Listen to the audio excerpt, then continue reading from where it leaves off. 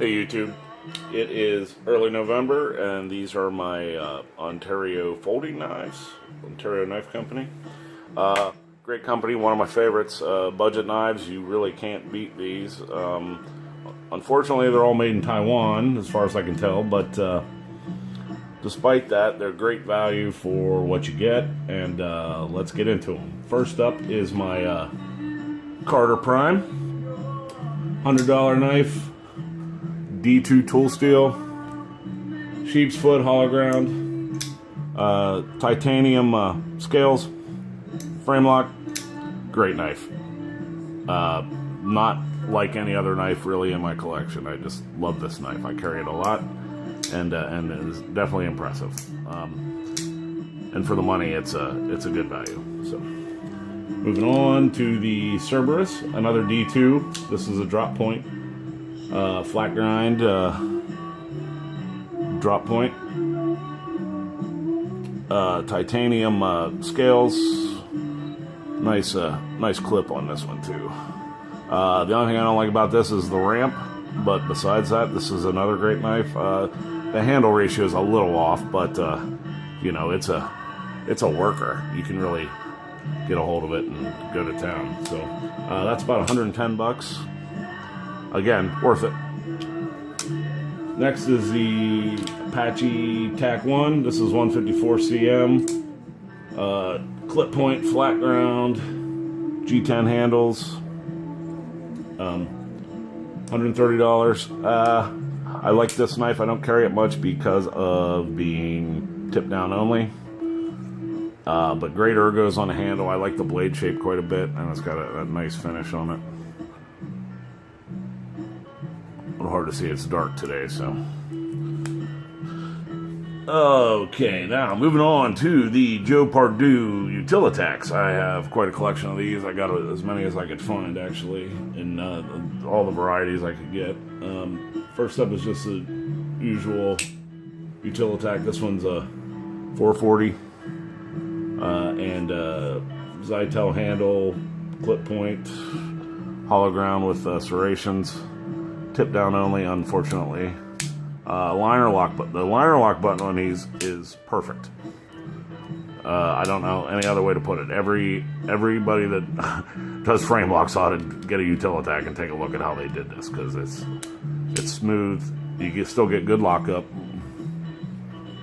and it's just the right size. There's no sharp edges on it at all, and this blade shape is great. Good little worker. Next up would be another one. This one's just with the black Zytel. Same exact knife. There's the maker mark.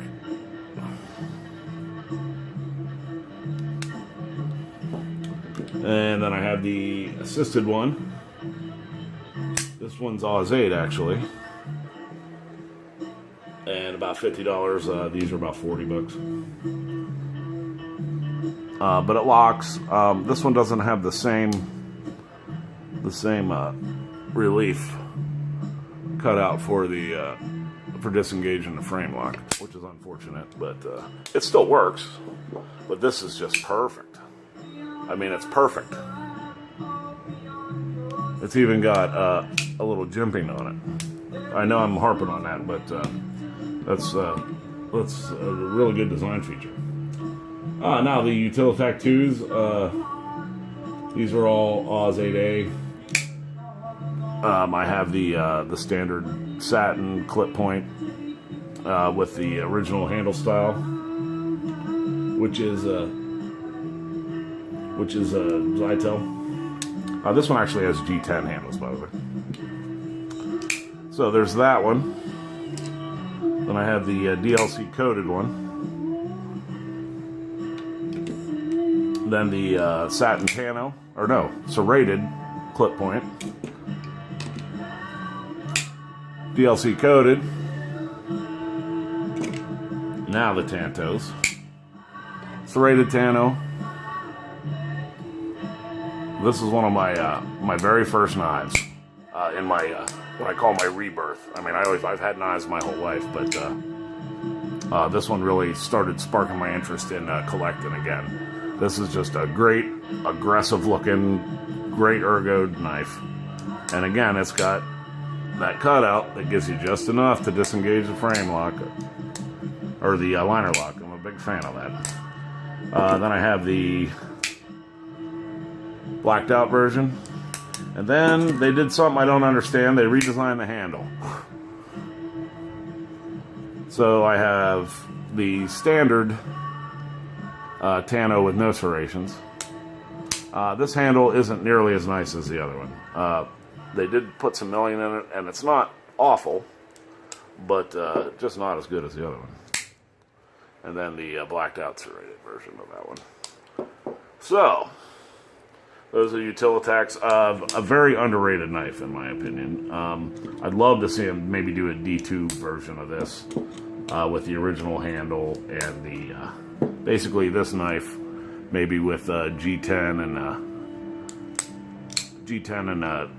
a D2 or something, and make it like they did with the Rats, a $50 knife. But definitely underrated.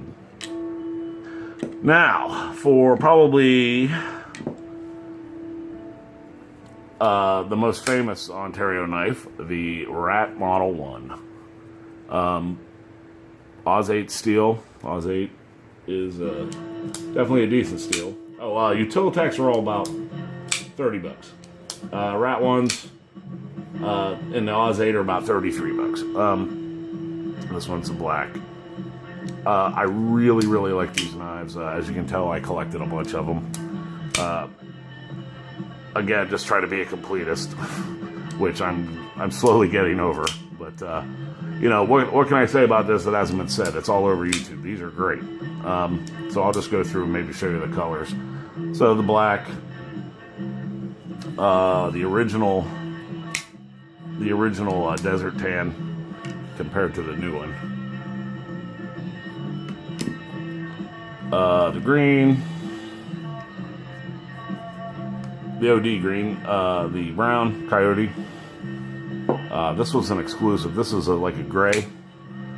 That's a nice one. I like that one a lot. The orange and the pink.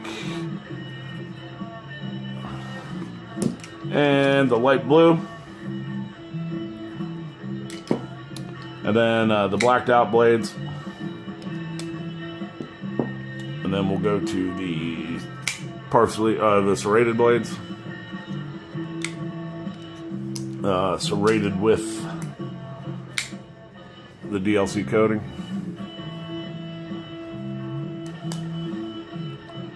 And then the spring assisted. The 1As. These are about $55. And for not really worth it just for a spring, in my humble opinion, because it's still Oz 8 steel. But as far as spring assists go, it's strong enough to throw the knife out, but it doesn't jump out of your hand like some knives do. It's got a lock, a decent knife. But again, I think a little overpriced, but I don't really know the availability on these. I think they had them on Blade HQ. Blacked out version. The OD and the coyote. And the orange. Now, one thing to note, the G10 on these is, or the GFN on these is way more textured than their standards, which is nice. They should probably do that on all of them. And maybe they are now, I'm not sure. Next up, they came out with the D2s. These are $40. D2 tool steel. And, for the $7 extra, really? So these are great. So I got the black, I have the carbon fiber, which is, it's got to just be a laminate. These are limited edition, but they're still available. Then the OD green, and the desert sand or whatever. That looks more like the original. Yeah, that's the original. And the orange. And then the Rat 2s, these are about 32 bucks.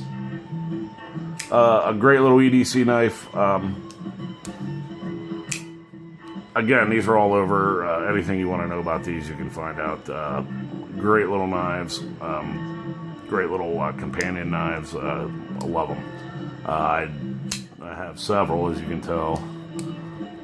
No real, I think maybe the orange was an exclusive. But other than that, they're all available, standard. And then the DLC blades. And then the knives I carry a D2 with custom wood scales on it. I love this knife. It's broken, and I think the centering's a little off now, just from being used and needing to be tightened up a little bit. But the action on this is perfect, and you know, for being on phosphor bronze washers, you know, you can tell my lockup's starting to creep a little bit. I like I said, I carry this knife a lot, but I could just put this blade on any one of these and be happy. And then my original, I had pink scales. This was the pink D2 knife that I took these off, and I dyed those pink ones, and I got this wine color, which I really like. But this is just on an Oz 8 knife.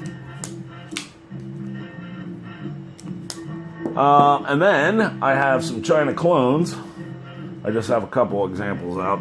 When I got these off eBay, and the first set I bought, I didn't realize they were clones. It was they had listed in the description Ontario Knife Company, but that wasn't technically the manufacturer, so it wasn't really fraud, but it was. But you know, these were like 25 bucks. So in China they're cloning $33 knives, selling them for 25. So how much do these knives really cost to make? It just drives me nuts. They're not identical, but I don't think they need to be. The clone's a little bigger. It's going to be hard to see. I mean, not much. I've tried to use the scales on a standard rat, and they don't fit. So. And then the Rat 2 clone. Actually, this has got nice G10 handles and kind of a camo colored. And this isn't actually isn't a bad knife. It's not as good as the original Rat 2, but as far as a clone goes. But anyways, all right. So those are my Ontario folders. Stay tuned for the Ontario fixed blades coming shortly. All right. Thanks, YouTube. Like, subscribe.